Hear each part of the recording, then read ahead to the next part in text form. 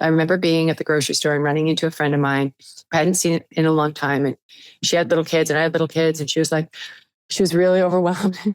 She told me later that this was such an important thing that I said to her. She said, I mean, you know, I don't know like how to do this and what we're doing. And what do you think about this and that? And I said, you know, I think the only thing we have to think about is who we're being.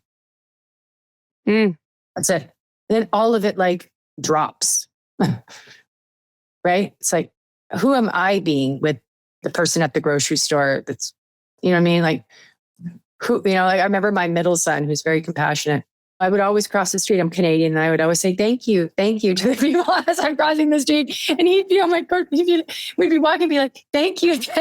Right. They're imitating us, you know, 0 to 7 children it's the age of imitation. They're imitating you. So really it's not about like teaching them anything or it's about who are you being so that they can be in the energy of like, not a perfect person.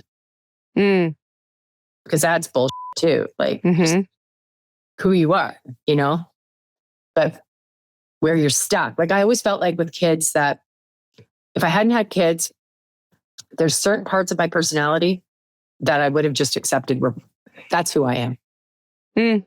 Like worrying, right?